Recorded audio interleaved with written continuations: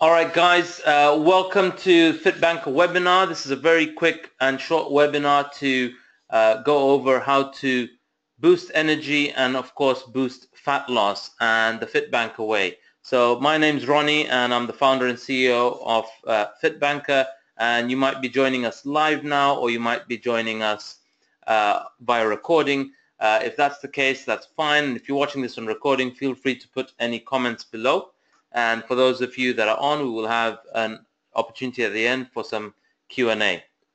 So just want to share about my journey. That's me from Fat Banker to Fit Banker and how I lost 70 pounds. And more importantly, if you see the stats on the bottom left, was how I went from a waist size of size 40 to 31. But more importantly, we focus on what is directly related or correlated to health and health issues, which is fat percentage, one of the big things that we focus on our programs. So I went from circa 35%. I don't exactly know, because at that time when I started, I didn't even know there was such a thing as fat percentage, or how to measure it, or the role it played, or the importance of it.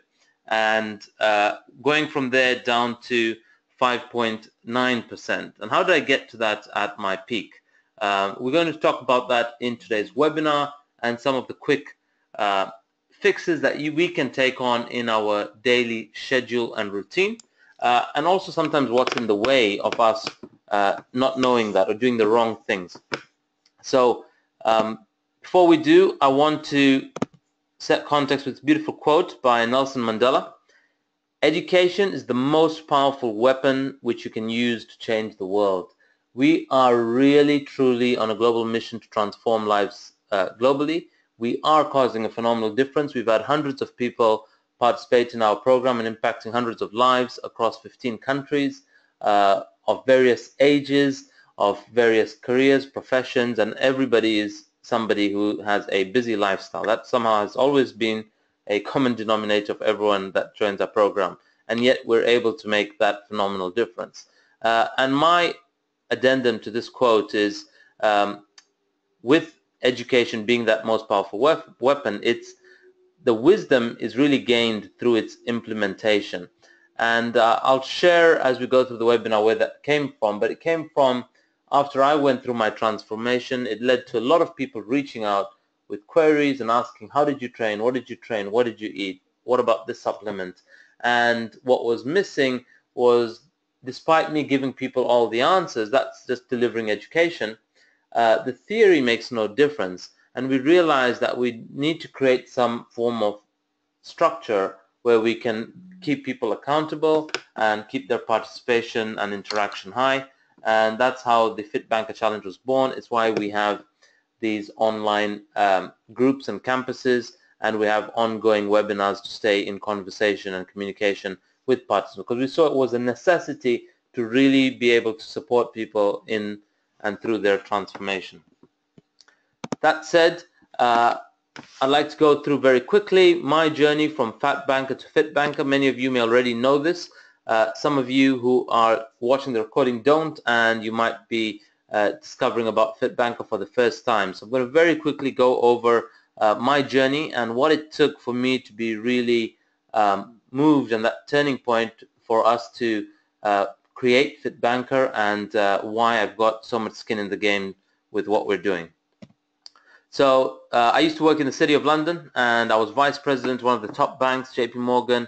I had a 12-year career in banking and finance globally, and I used to travel quite a lot, traveling to Africa, to the US, and pretty lovely lifestyle that I enjoyed during my career in banking. And while we had a lot of travel and a great social life, there were loads of parties and eating and drinking, you know, with the job and as well as outside the job. As you can see in that picture, the bottom right corner, which is not actually us, that's a picture from the Wolf of Wall Street, but it's not too far from the fun and games that we used to have.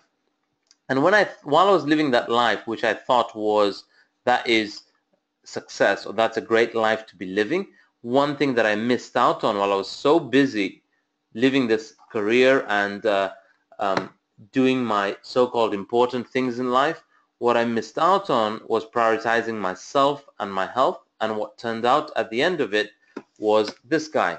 I became a fat banker, and as you saw earlier, I was 108 kilos, size 40-inch waist, and I was still able to put a lovely smile on my face. Why? Because I thought success was about the bank balance I had, about my title, the brand that I worked for, and I guess I had a great sense of humor or personality to hide behind and not show that really internally I was stuck and quite displeased and low in terms of esteem that I had this body which I really couldn't do much about. And I tried to eat less, thinking I started almost loathing eating, because every time after a meal I'd feel bloated, and I feel like no matter what I try, I've just reached that point where my body is not responding. It doesn't change, and it's just getting heavier, and I'm stuck.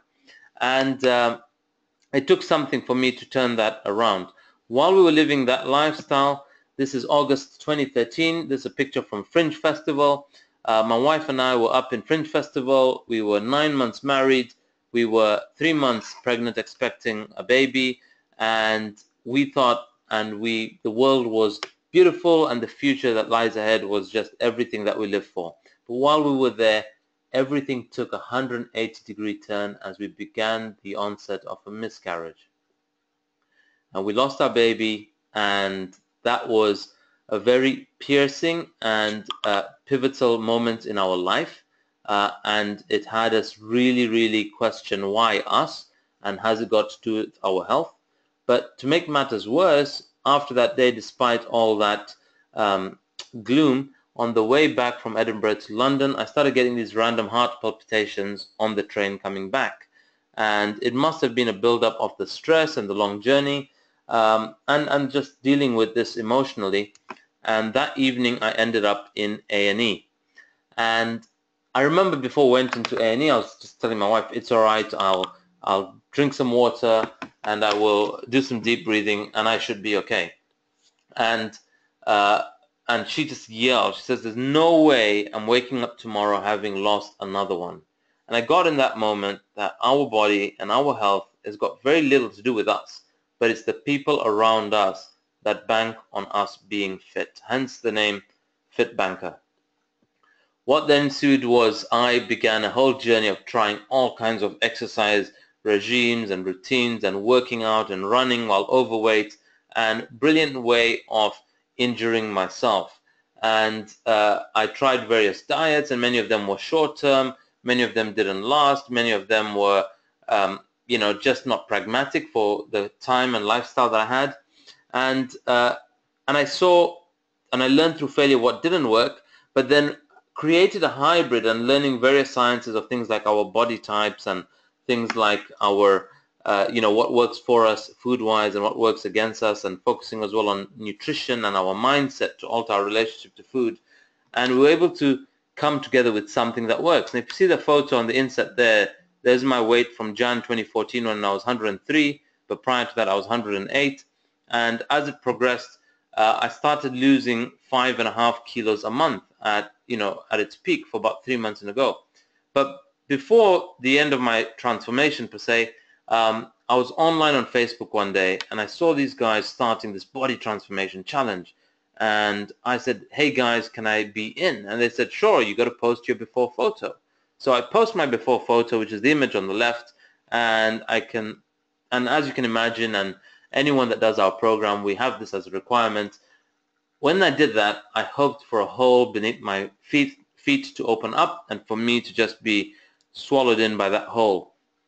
But doing it made a massive emotional and psychological shift for me and got me to be in action and committed to a different level. You can see this massive shift as well in my face, and by 90 days, that's what turned out. And I focused on fat percentage, and I went from what I thought at the start was about 19% down to 11.3. So I lost about 8 or 9% over these 90 days. And then I went on to come down to 5.9% within a month and a half after that. So continuing with that sort of a lifestyle allowed me to continue gaining results. And that was After that transformation happening on social media, it led to a lot of people reaching out, and that was the birth of FitBanker. And we realized that we want to do this to be able to exist and empower a host of other people.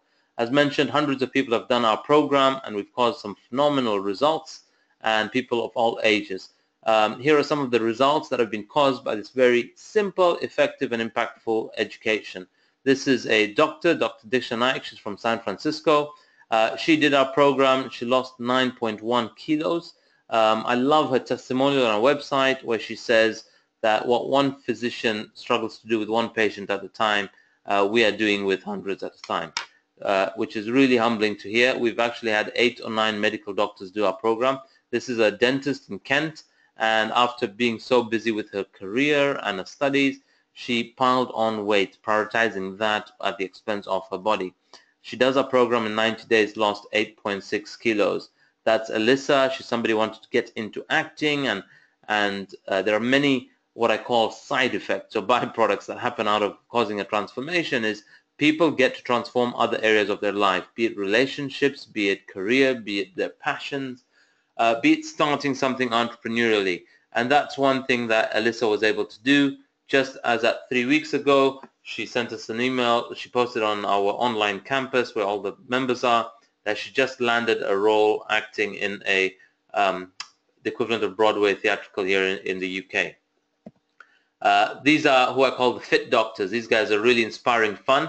They are guys who I just met for one dinner. I explained the science to them. I coached them on a host of tweaks and changes to make to their nutrition. They then joined the January challenge last year, and by end of their program, that was effectively them transformed. They've carried on their regime, and this is the difference you can see in a year. Dr. Sijo Patel, the guy on the left, Sijo Parakatil, he lost 53 pounds in total, and Jamin as well lost, I think, about 30-something pounds. And they both do this annual drive called Drive for Men's Health, and they drive from Florida to New York, inspiring people and empowering them in the area of health. And I just thought, wow, imagine that we are getting to make a difference to what they do because they now look like greater ambassadors in their fields. And they love that, and they do make that greater impact. And it's just humbling that we get to be part of that journey. This is Rebecca, somebody who joined us on a vegan plan. David Kavanagh, in 45 days, that was his transformation. This is Andrew Walker, somebody who's now just again got back into musicals and is playing a role in Priscilla. And he's done one challenge, he lost 20 pounds, and he's now doing his second one, because staying within a continued structure and environment that supports you to get towards your goal is the best way to make an ongoing and continuous difference with what we're up to in life. And he's, again, already 1 month into his second challenge, and I think he's lost another 7 or so pounds or more, if I'm not mistaken. And then this is Hanish Patel from South Africa, and he lost 37 pounds, which was amazing in 90 days. I remember when he started, he thought he wouldn't be able to transform it, but he's just been amazing, him and his wife. And now we have a couple of healthy parents who are going to create a very healthy world for their baby. But as I mentioned earlier, one thing that we're really big on is focusing on health. And some of my favorite stories are these. This is Monisha. She's from Virginia in the US. And she signed up because after having her third child, she got gestational diabetes. And she was pre-diabetic, and she was going to be diagnosed as type 2. She was literally on the cusp where the doctors told her, you won't be around in 10 years for your kids if you don't make a shift and transformation. I remember speaking to her, and she said, I can't do it. I don't have the money right now. And I had a chat with her, and we realized, as many people, money or time are often the things that get in the way. Supported her, coached her over conversation, and we realized that she spends her money on medical insurance and medicines and injections. And I said, how about if you could eliminate that, because that's going to be an ongoing expenditure. And she thought, of course, she'd love to. She wasn't sure whether it would work. So she took the plunge. She signs up to the program. And even before midway of a program, she started a few weeks before the program started with some tips I gave her. And by 10 or week 2 of a challenge, she went for review, and the doctor had to check her twice. And he was surprised at how significantly her sugar levels had reduced. and she was no longer pre-diabetic. She went for a check further into the challenge, and they confirmed that, and she was no longer at risk of type 2 diabetes. And she just gets to be a brand new her with loads of energy to be around for her kids. Another one here is Ushma. Ushma is somebody from Zambia. She went from size 20 down to size 14, and she was able to, she was somebody that was a mum, and they were looking to conceive again, but they were struggling, and so she opted for IVF. But the IVF clinic wouldn't start the process until and unless she lost some weight. And she tried everything for a year, and she lost about 3 or 4 kilos. I remember testimonials, she tried every pill, potion, lotion, wraps, and she struggled. She did our program, and in 90 days she lost 12.8 kilos, which is simply phenomenal. And I can proudly say 3 months ago she gave birth to twins, and she now has 3-month-old lovely twins as a result of her transforming her health. And my favorite, of course, is my old man. He's 70 years old, and I invited him to do the challenge because I wanted to demonstrate that anyone, anywhere, any age, any level of fitness could do this. And my dad was 90 kilos when he began, and after transforming his health over a period of about 4.5 months, he came down to 72.5 kilos. More importantly, he lived the 10 years prior on cholesterol statins and high BP medication, and you know, he was always fatigued and low on energy.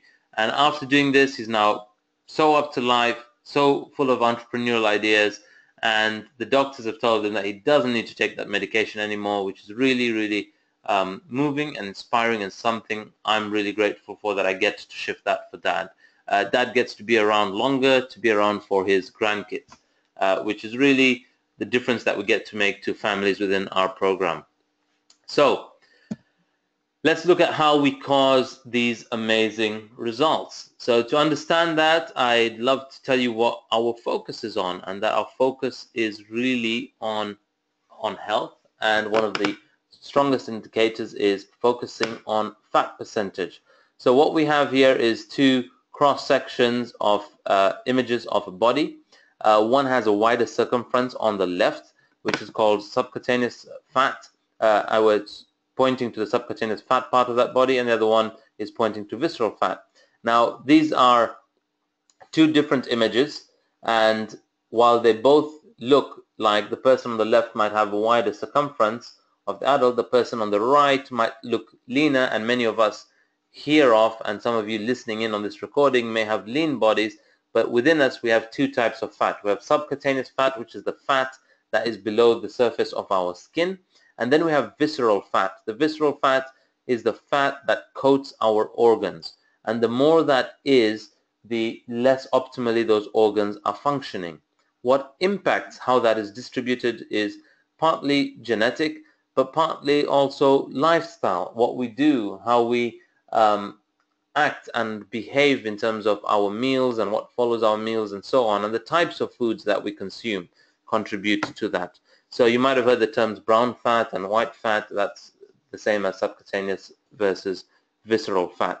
And so what we do on our program is we use this as a good measure for people to understand where they're starting off and where to get to finally. And there's an optimal range based on your age and gender.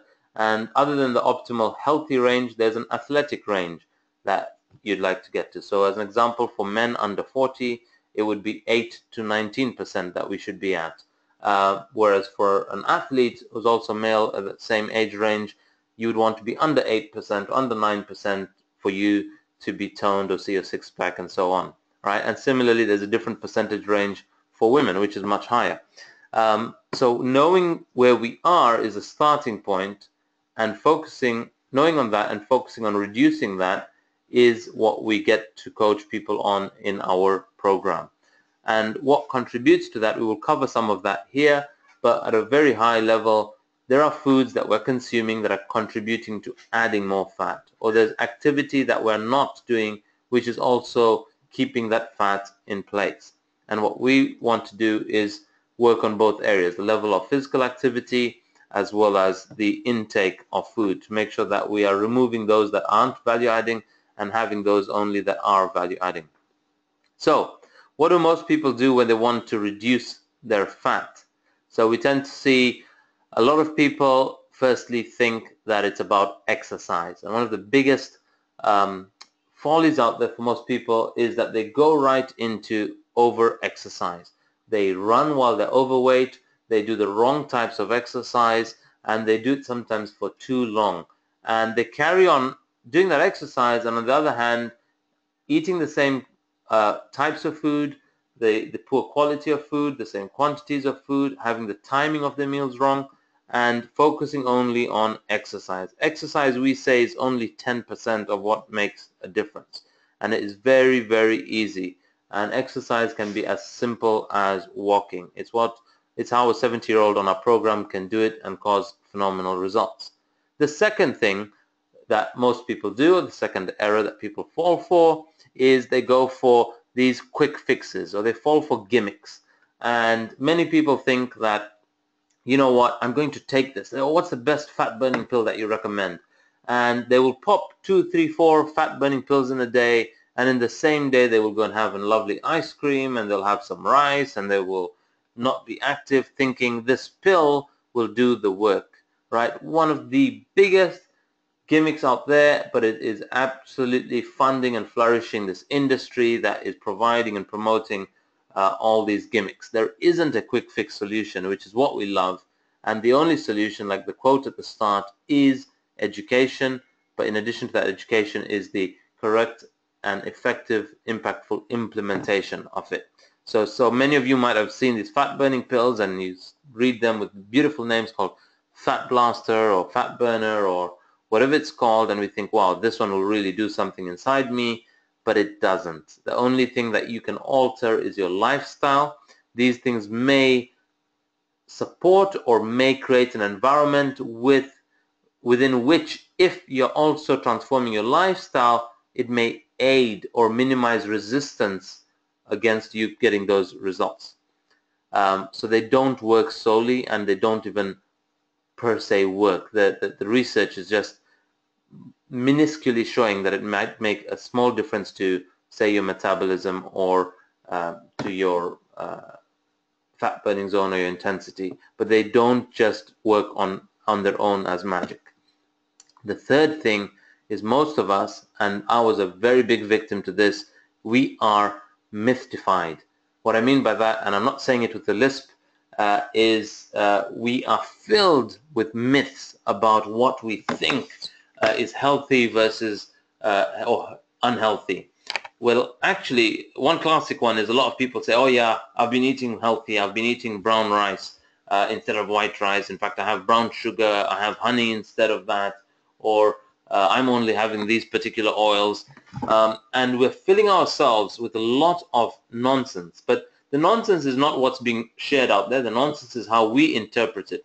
So most people, so brown rice may be minusculely better than white rice. If you look at the calorific intake of the two, they are more or less the same, and brown is only slightly less than white rice. So in our mind, we process that as brown rice is healthier than white rice, but actually for our current lifestyle, if we're not burning the rice that we consume, we don't need it. We may not need it depending on our lifestyle. And so brown rice is actually the less unhealthier of the two. Doesn't necessarily mean it is healthy for us, right? So it's healthier in comparison, but it doesn't make us healthy by consuming it. The second problem with us human beings and how our mind interprets that is, when we hear it is healthier, we end up consuming more of it than we otherwise would have consumed of the unhealthier option. So say we would consume more brown rice than we normally consumed of white rice. And so it becomes a lose-lose situation for our bodies, and we are stuck in these myths, saying we're listening to what the news is saying, we're listening to what the media is saying, but it's actually, we are misinterpreting what is being said, and we're actually often listening to the wrong sources of it. So there's a whole webinar where these are just snippets of stuff, but there's a whole webinar where we go into demystifying all these myths that are there. We have a challenge starting on Monday, and the challenge that began in January, next week, that's what we will be covering. We'll be looking at various myths that keep us stuck in our status quo.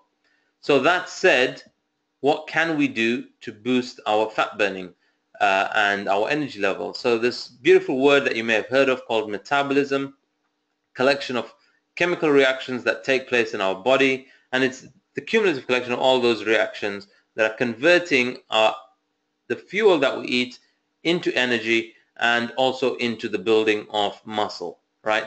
How we boost our metabolism is going to boost our fat burning. It will increase our energy. So there are two steps, and this is all the scientific side of metabolism. One is the building process, one is the breakdown process.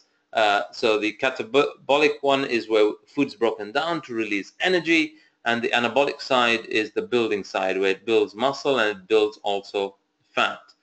But put quite simplistically, this is how I love to explain on our webinars, how we explain what metabolism is. So for it to be very simplistic for everyone, food, when we consume it, goes through a journey through our digestive system. The digestive system is only a finite journey or tunnel, a passage that this food has to go through. And it eventually goes through at its own pace, and at the end of it, it needs to convert to one of three things, or a ratio of these three things: energy release, or convert to muscle, or convert to fat. And how that's dictated, what it will convert to, is really dictated by the activity that we do after the food, or the activity that we did before the food, and the quality of that food. So on our program, we coach people on how to understand that they need to know how to alter the effectiveness of that, meaning how quickly can we make that happen. And the second one is how can we alter the ratio of what goes to energy, what goes to muscle, what goes to fat. You might find some people that they could eat loads and yet they're always lean and they're always energetic. They might be converting a lot more to energy and a lot less to muscle and fat. Whereas my body type, and some of you might be listening on, you might find that by default you're creating more fat. So I was like the dude at the bottom in this image. And that was so because I was programming my body to create more storage of energy and therefore creating fat. And if we understand this, if we really understand that whatever we ate today for lunch, what we did after that commanded an instruction to that food, and that food is simply obeying as it goes through its journey what we have instructed it to do.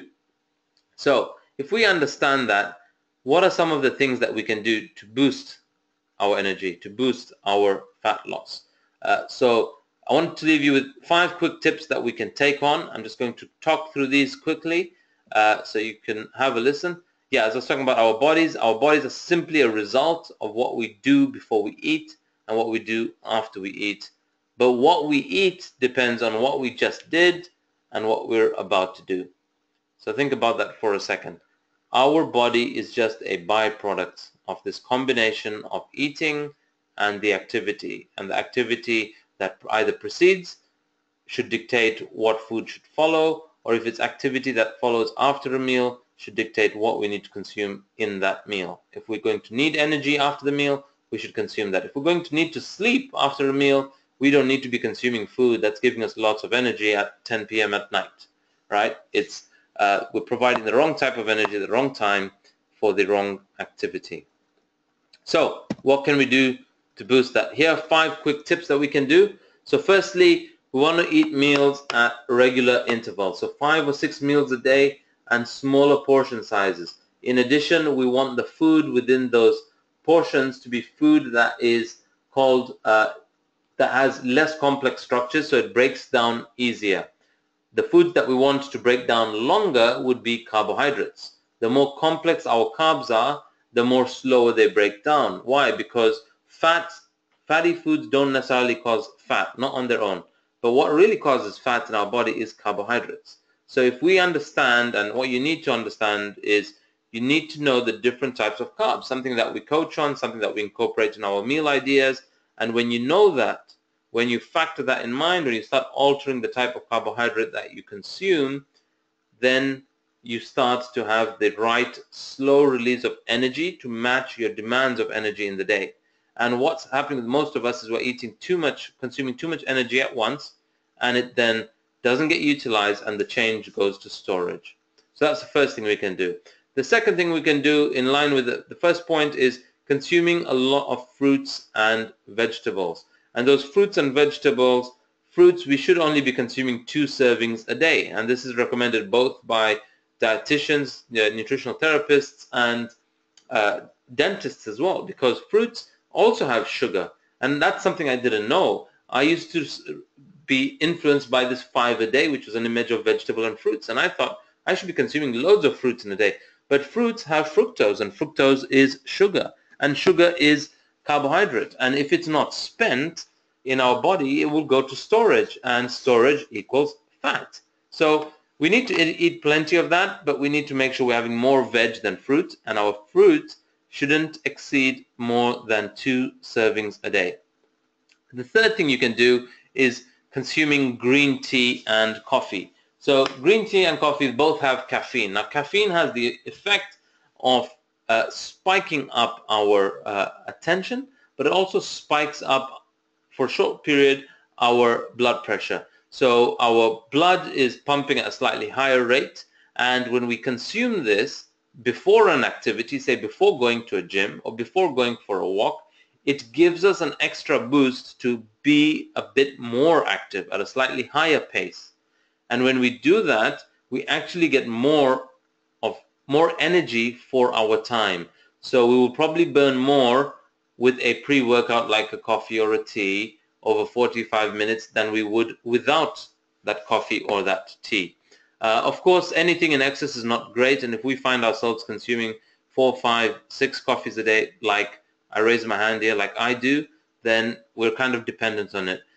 It doesn't have a significant downside other than that you're very dependent on it, which itself is the disadvantage. And you want to be able to have a consistent level of energy and attention without being dependent on these. In addition, green tea, slightly different quantities of caffeine, but what it also has is other ingredient called adiponectin. And adiponectin is something which research has shown contributes to fat burning, contributes to our thermogenesis, the fat burning process, and an increase in metabolism.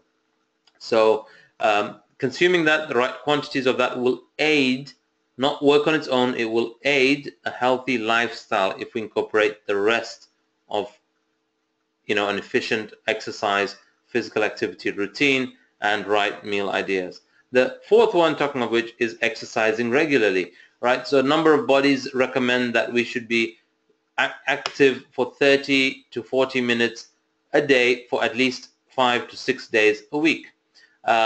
We provide people with programs where there's a minimum amount of basic walking that needs to be done every day, right? And that will also be based on your goals and your age and your weight and so on. So if you're somebody that is over 100 kilos and you want to get below 100 kilos, and there is a chart that we provide to identify for your age, your height, your gender, what your optimal weight should be. To get within that, if you want to lose, say, more than 9 or 10 kilos in your 90 days, which is very possible, by the way, you would want to be doing 60 minutes of walking a day. If you're somebody that is 5, 6 kilos away from your optimal weight and fat percentage, you might be 5, 6, 7% away, then you could get away with 40 minutes a day. And this doesn't all have to happen at once. It does help when you do long stints at once, but you can spread it out across the day. The fifth one is, I'm becoming a big fan of this, and I say this now because post-Christmas I myself slowed down my participation at gym as we were moving house, and there were some travels, and we organized a retreat, and a host of life got in the way, and I allowed life to get into the way, and so my frequency in the gym diminished. But I realized one thing that I missed of that gym was the regular classes. So there are these classes that are being popularized a lot right now, like Insanity, like Body Pump, and so on, and they're all designed around a science or methodology called HIIT, High Intensity Interval Training. And the design of this is that it takes our heart rate from what's called to our fat burning zone, or what triggers our thermogenesis. And that would be a maximum. Each of us have what's called a maximum heart rate. We provide people on the program how they can calculate what theirs is, and they can move between a 60% or 70% maximum heart rate to a 90 or 95% maximum heart rate. And often, if one exercise routine takes you from your 60% max HR to your 90 and back down and back up and back down, that up and down, that periods of intensity for about 30 seconds or 40 seconds, and then back down for 20-second rest and back up, is the design of a HIIT exercise or HIIT cardio. And that's what really triggers your fat burning. So those are 5 tips that I want to leave those of you that are joining in to look at. Am I actually taking these on? You might be somebody that has maybe done this challenge before. You might be somebody that's considering joining our challenge that's starting on Monday, and you may not join it. But if you choose to do something on your own, please take these on. If you've been on one before, question yourself whether you're doing these. And if you plan on joining our challenge on Monday, we would love to have you be part of it. Please reach out. And ultimately, on our challenge, what we're looking to do is build leaders. And I'll talk a bit about this building leadership. This is a picture from Tough Mudder. I'm not sure how many of you have been or done or heard of Tough Mudder. And this is a 10 to 12 mile obstacle race where people go through a host of pits of mud and water and ice skips and barbed wire and some electric shocks. And there's one hurdle like this which is called the pyramid scheme. And I think it's the best analogy I know of to explain how leadership in this world works. We're in a world where we identify coaches and mentors and gurus to uplift us. And I think this really explains what that is, because to be able to transform, to be able to get to a place where you've seen others go before, it's great to find a mentor or a coach or model your journey around those people. You know, learn from them, and then within there be creative and discover your own self, your own identity. But this demonstrates it well. You see the ladies at the bottom with the green skirts, they go first, they go with their back against the wall, and this wall is at a high, steep incline. They carry people up above their shoulders, who then carry the next batch of people and finally push people to the top. And when we get to the top, we think we've got there, but our journey is not complete. It's like how our mentors pushed us to the top or pulled us to the top. We then have our turn to uplift others as we develop leaders. What we do through our program is really developing leaders along the way, and that's what we invite and empower people to do the same. So here at the top, you start pulling the rest till everybody is uplifted. And this is our design to uplift humanity and transform 1 billion lives. So that's why we invite people to join our program, so that we can coach you on this methodology. You can learn from it, you can cause your own results, and you can be that ambassador that will cause the same for others out there. And you get to transform other lives, and you get to uplift people that are stuck in their old ways. And together, by you taking on the accountability to transform others, you by virtue naturally become somebody that participates at a different level.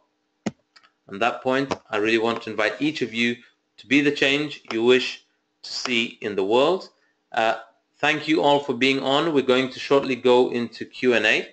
However, before we do, and just before we terminate the recording, those of you that are listening in to the recording, we have a promo. This promo is only valid for the February challenge. The challenge is beginning on Monday, the 20th of February. If you'd like to be on, there is I think 24 hours to leverage this code. You can get a discount of 20% off the online price using the code FBX90Web20. And if you're somebody that has done this challenge and you'd like to join as an Encore participant, you can please reach out to any of the team on campus and we'll be able to support you. But other than that, I'm going to love you and leave you guys, and we will terminate our recording, and then if there are any Q&A, we can ask now and go right into it. Thank you all for taking the time to be on. Thanks for your listening, and thank you for your attention, and have a phenomenal, powerful, healthy life ahead. Thank you. Goodbye.